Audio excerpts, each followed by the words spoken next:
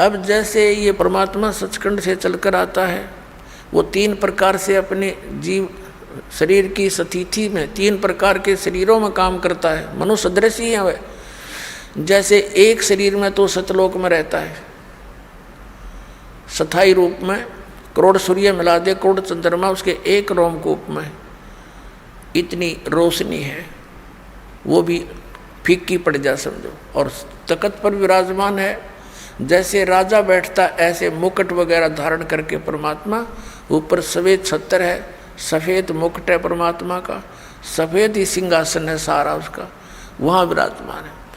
और दूसरे रूप में वो क्या करता है, एक तो शिशु रूप धारण करके प्रत्येक युग में आता है, और एक सरोवर के ऊपर कमल के फूल पर विराजमान होता है, वहाँ से कोई निसंतान दंपति उनको ले जाते, प्रत्येक युग में ऐसी लीला है।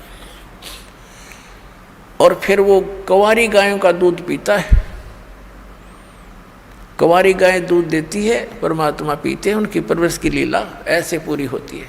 उन कंवारी गायों में दूध कहाँ से आता है? सतलोक से आता है। और फिर ये तो मालिक की दूसरी स्थिति हुई शरीर की। फिर धीरे धीरे बड़े होते हैं, छोटी आयु में ही प्रचार शुरू कर देते हैं, परमात्मा अपने जो उद्देश्य लेकर आते हैं। वेदों में लिखा है कि परमात्मा सतलोक से चलकर आता है, ऊपर तीसरे मुक्ति धाम में रहता है सतलोक में, वहाँ से गति करके आता है और यहाँ अच्छी आत्माओं को मिलता है। किस उद्देश्य से आता? उपदेश करने के लिए, तत्व ज्ञान समझाने के लिए आता है।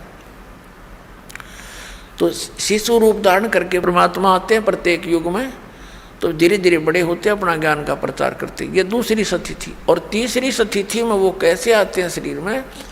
जैसे कहीं भी महात्मा के रूप में प्रकट हो गए, जैसे जिंदा महात्मा के रूप में कलयुग में वो अधिक आए हैं, और उस जिंदा महात्मा के रूप में वो कभी भी आकर किसी भी भक्त को, अच्छी आत्मा को मिलते हैं।